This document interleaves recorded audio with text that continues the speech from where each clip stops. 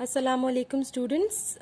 This is the part 2 of chapter number 9, where we will study in detail what is transpiration, stomatal control of transpiration, what are the factors that affect the rate of transpiration.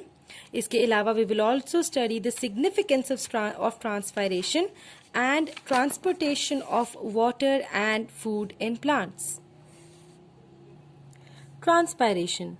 The loss of water in the form of vapors from the aerial parts of plant is called transpiration. पहली ही line में इन्होंने आपको definition दे दी है. Underline this definition that what is transpiration?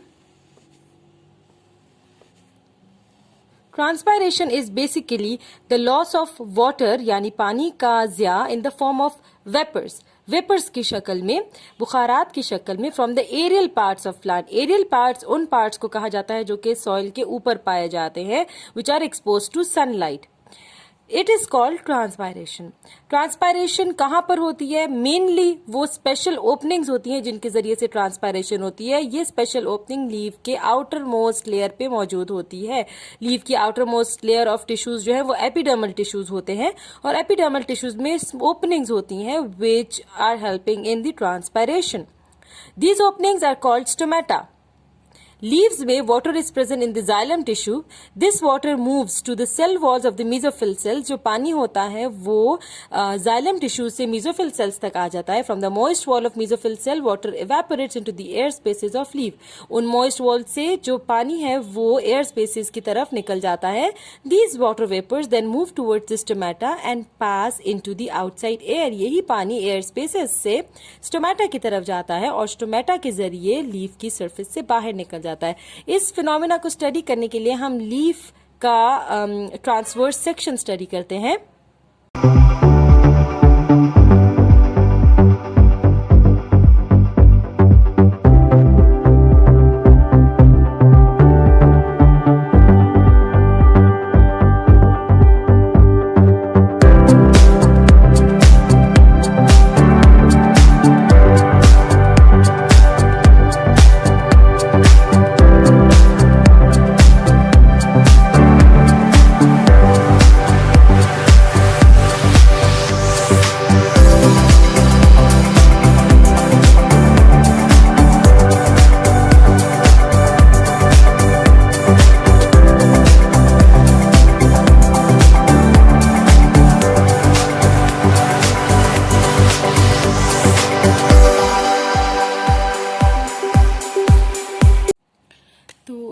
Here I have drawn the diagram of internal structure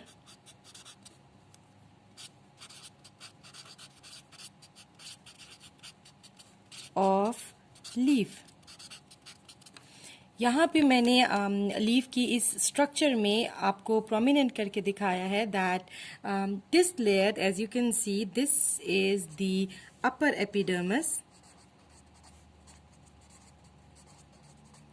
इसी तरह की जो दूसरी लेयर नीचे मैंने बनाई है, this is lower epidermal cells. While ये जो मैंने यहाँ पर सेल्स बनाए हैं ये इलोंगेटेड, एंड दीज सेल्स, इनको कहा जाता है mesophyll cells. And this tube here is xylem tube. While ये जो मैंने बनाए हैं, these are the stomatal opening. This is the structure of leaf. अब पानी की मूवमेंट लीफ में किस तरीके से होती है, पानी की मूवमेंट को स्टडी करने के लिए हम क्या करेंगे, हम ये इस तरीके से स्टडी करेंगे. पानी जो है जाइलम टिश्यू के अंदर मौजूद होता है. लीफ के अंदर ये जो जाइलम की ट्यूब है इसके अंदर पानी मौजूद है. ये पानी यहाँ से निकलकर मीजोफिल सेल्स की मॉइस्ट वॉल्स के अंदर आ जाता है. मीजोफिल सेल्स की वॉल्स जो हैं वो मॉइस्ट हो जाती हैं इस पानी की वजह से. ये पानी इन मॉइस्ट वॉल्स से आ जाता है एयर स्पेसेस में विच आर हेयर. यहाँ पर जमा हो जाता है ये जो एयर स्पेसेस हैं बिटवीन सेल्स, और यहाँ से होता हुआ ये स्टोमेटा की ओपनिंग के थ्रू लीफ से बाहर निकल जाता है. This is the movement of water while transpiration. Now stomatal control of transpiration हम पढ़ते हैं. Transpiration occurs through stomata. Stomata allows the water vapors to transpire into the environment. Stomata की वजह से ही जो पानी है वो environment में दाखिल हो जाता है. When there is sufficient water, जब काफी पानी जो है वो मौजूद होता है प्लांट में, स्टोमेटा रिमेन ओपन, स्टोमेटा खुले रहते हैं, ये ओपनिंग्स जो है ये खुली रहती है, allowing transpiration to takes place. Each stomata is lined by two bean shaped cells called guard cells. आपको स्टोमेटा का स्ट्रक्चर बताया गया है कि स्टोमेटा के स्ट्रक्चर को अगर देखा जाए तो बीन लोबिया की शक्ल के गार्ड सेल्स मौजूद होते हैं स्टोमेटा में. Guard cells are the only epidermal cells which contain chloroplast. This is a very important point. Guard cells इतने एपिडर्मल सेल्स में से, outermost layer of cells में से गार्ड सेल्स वो वाहिद एपिडर्मल सेल्स है जिनके अंदर क्लोरोप्लास्ट यानी कि ये ऑर्गेनेल्स मौजूद होते हैं क्लोरोप्लास्ट नाम के. These are the organelles which help in photosynthesis. Stomata open and close when the turgor pressure of the guard cell changes. अब स्टोमेटा की जो ओपनिंग और क्लोजिंग है वो डिपेंड करती है टर्गर प्रेशर पे. टर्गर प्रेशर आप अपनी पिछली क्लास में पढ़ चुके हैं. टर्गर प्रेशर के ऊपर डिपेंड करती है टर्जिडिटी कब होगी कब नहीं होगी. Stomata open and close when the turgor pressure of the guard cell changes.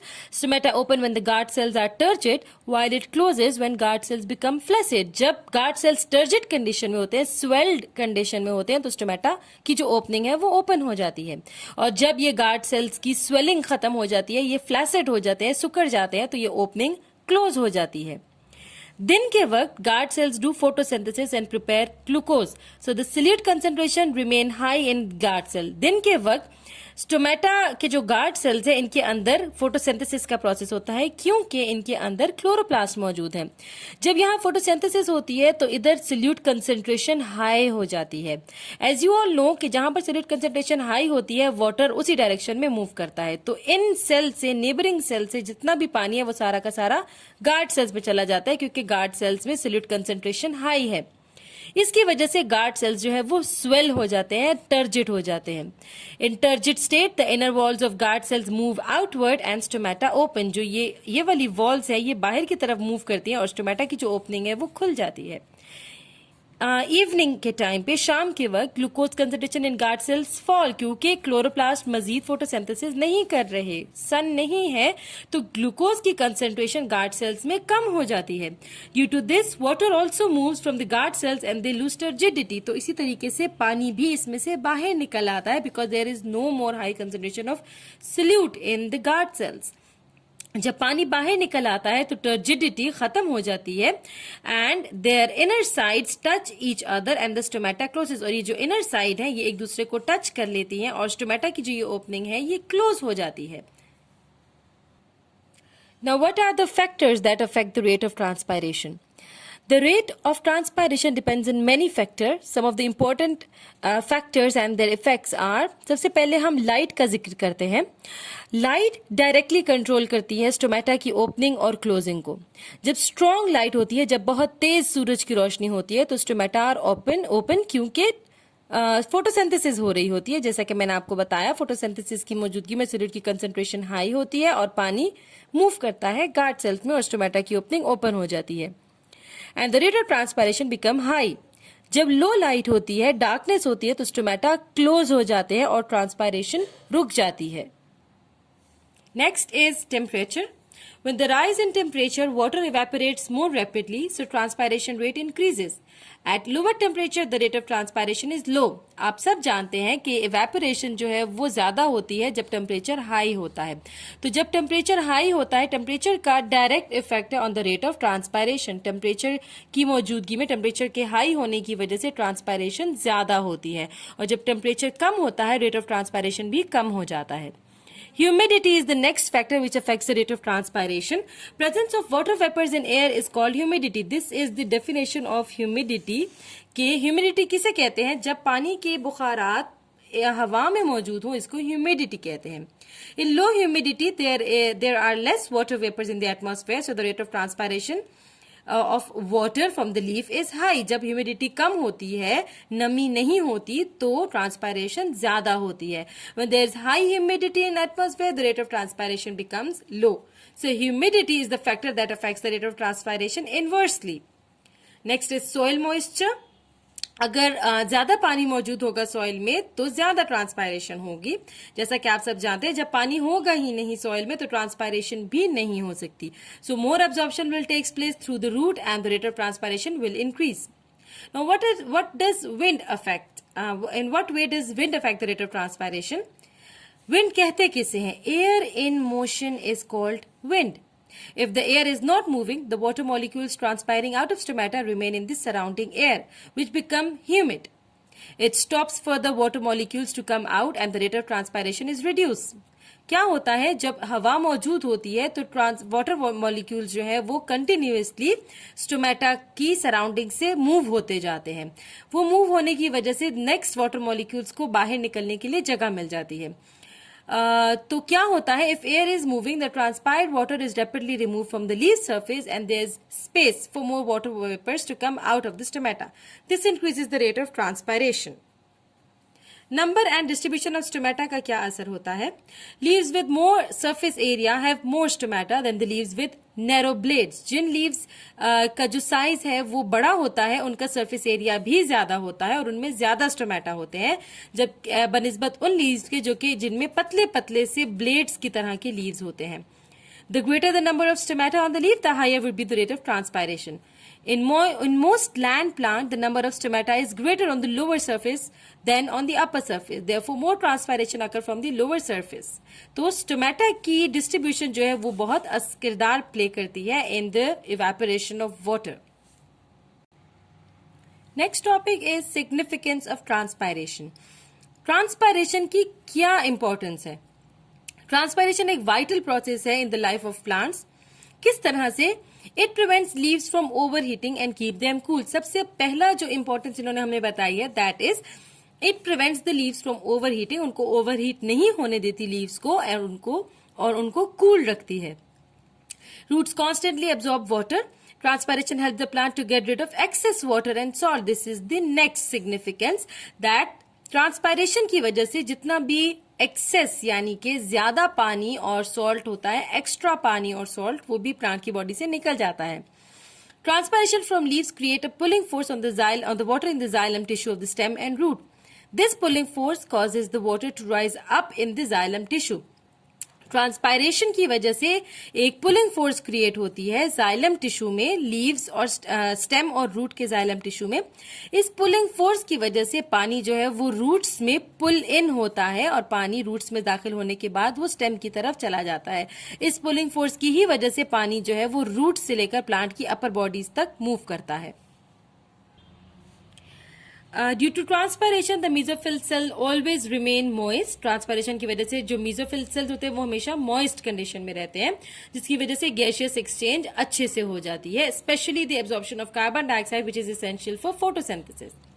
Although transpiration plays an important role in the normal functioning of plants, it may prove harmful when there is deficiency of water in the soil. जब soil में ही पानी की कमी हो जाएगी तो जाहिर है कि ट्रांसपायरेशन जो है वो हमारे लिए एक खतरा भी साबित हो सकती है प्लांट्स के लिए। इन सच कंडीशन ट्रांसपायरेशन में रिजल्ट इन विल्टिंग, यानी कि प्लांट जो है वो विल्ट कर जाते हैं, मुरझा जाते हैं। Transpiration is important for plant but excessive loss of water is harmful. Therefore transpiration is considered as necessary evil. एक नेसेसरी इविल के तौर पर कहा जाता है, लिया जाता है ट्रांसपायरेशन को, जो कि जरूरी भी है, लेकिन अगर पानी की कमी हो जाए तो यही ट्रांसपायरेशन प्लांट को विल्ट कर देती है। Now we will discuss the transport of water.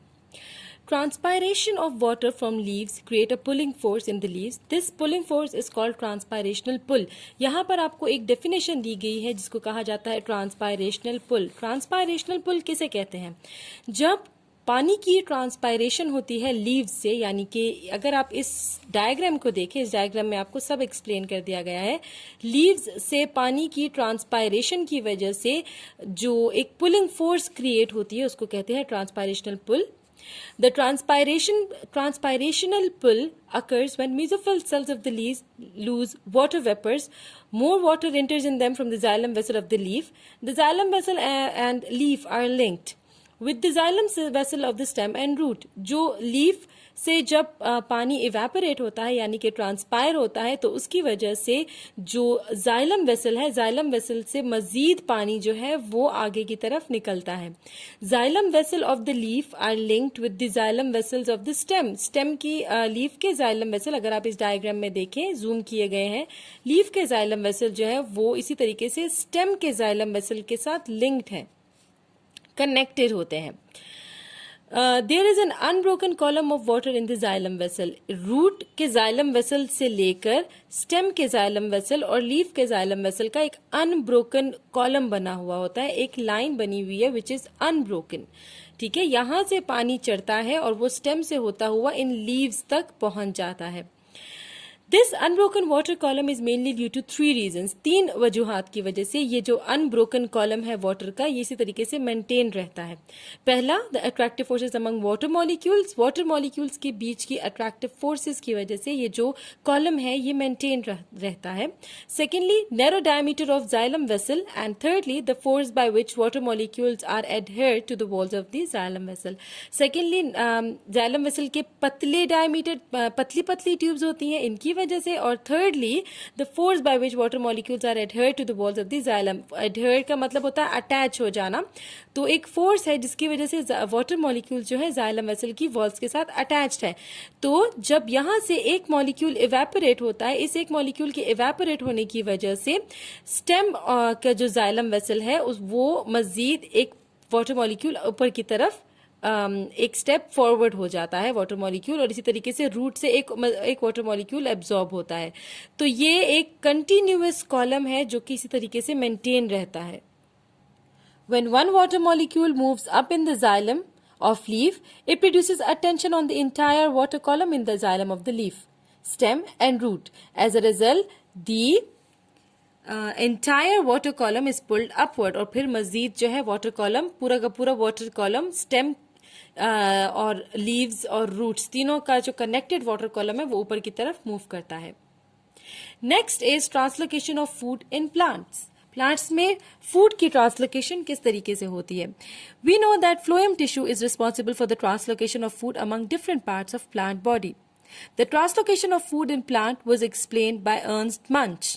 Ernst मंच ने, जो कि एक जर्मन बायोलॉजिस्ट थे, उन्होंने 1930 में एक्सप्लेन की है ट्रांसलोकेशन ऑफ फूड, जो कि फ्लोएम के थ्रू होती है।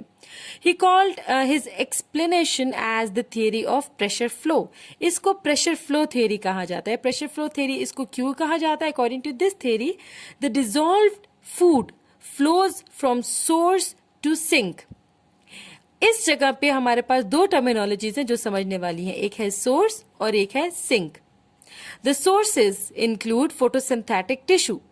सोर्स उन हिस्सों को कहा जाता है जो कि फोटोसिंथेटिक होते हैं, यानी कि जो फोटोसिंथेसिस कर रहे हैं। For example, mesophyll tissues of leaves and storage tissues, जैसे कि रूट्स। रूट्स या स्टोरेज टिश्यूज को फोटोसिंथेटिक टिश्यू कहा जा रहा है और इनको सोर्स का नाम दिया गया है।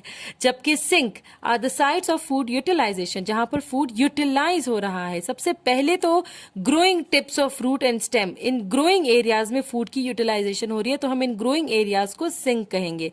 इसके अलावा स्टोरेज टिश्यूज में भी फूड यूटिलाइज हो रहा है क्योंकि फूड स्टोर हो रहा है in the form of vegetables और fruit, so these are also called as sink. Now, in case of pressure flow theory, if you look at this diagram, this is the source, which are also called mesophyll tissues, mesophyll cells. These are the sources, and the food is moved from this source towards the sink. यहाँ पर root को sink कहा जा रहा है। किस तरीके से ये मूवमेंट होती है, उसके लिए इन्होंने आपको 3 स्टेप्स बता दिए हैं। पहला स्टेप जो है उसमें क्या होता है, at the source side food यानी कि sucrose enters the sieve tube of phloem by active transport. Companion cells of the phloem provide ATP energy for this transport. Source वाले एरिया पे क्या होता है कि ये जो सुक्रोज है, जो कि फूड है, जो कि मेसोफिल सेल से फोटोसिंथेसिस की मदद से बनाया है, वो सीव ट्यूब में एंटर हो जाता है। This is xylem, this is phloem and this one is xylem tube. जो फूड है सुक्रोज, वो फ्लोएम ट्यूब के अंदर, सीव ट्यूब के अंदर आ जाता है। ये जो फूड है ये एक्टिव ट्रांसपोर्ट के थ्रू आता है, और जो साइड्स पर कंपेनियन सेल्स आपको नजर आ रहे हैं, these companion cells are providing energy in the form of ATP for this active transport. Due to higher solute concentration in sieve tube than the nearby xylem tissue, water flows into the sieve tube by osmosis. अब यहाँ पर solute की concentration ज़्यादा हो जाती है. इस ज़्यादा concentration of solute की वजह से जो xylem में पानी है वो move करता है towards the sieve tube. By the process of osmosis. Osmosis हमारे पास वो मूवमेंट है which occurs through a semi-permeable membrane. यहाँ से xylem की membrane को क्रॉस करता हुआ phloem की membrane में पानी एंटर हो जाता है by the process of osmosis. In the next step, due to the movement of water, the turgor pressure of the sieve tube increases and the solution of food flows towards the sink. If you look at this diagram तो आपको सब कुछ explain हो जाएगा. जब यहाँ से food जो है वो सीव ट्यूब के अंदर दाखिल हो जाता है तो सोल्यूट की कंसंट्रेशन ज़्यादा होने की वजह से यहाँ से जाइलम से वाटर जो है वो मूव करता है. वाटर की मूवमेंट की वजह से इस एरिया का टर्गर प्रेशर इंक्रीज हो जाता है और इस इंक्रीज टर्गर प्रेशर की वजह से प्रेशर से ये जो सोल्यूट है ये मूव करता है टूवर्ड्स सिंक जहां पर सोल्यूट की कंसंट्रेशन कम है. ये सिंक में फूड जो है वो by the process of active transport ये एक्टिवली फूड जो है वो सिंक के अंदर दाखिल हो जाता है जो कि इस केस में रूट सेल बताए गए हैं. जैसे ही ये जो वाटर है ये फूड है वो सिंक में दाखिल होता है यहाँ से जो वाटर है वो दोबारा से ऑस्मोसिस के थ्रू जाइलम में चला जाता है क्योंकि यहाँ पर सोल्यूट की कंसंट्रेशन ड्रॉप हो गई है. In this way the turgor pressure in the सीव falls down, causing a flow of mass from the region of higher concentration like source towards the region of lower concentration like sink. Thank you so much, student. This was the end of part 2. We will continue our next part in our next class. Thank you.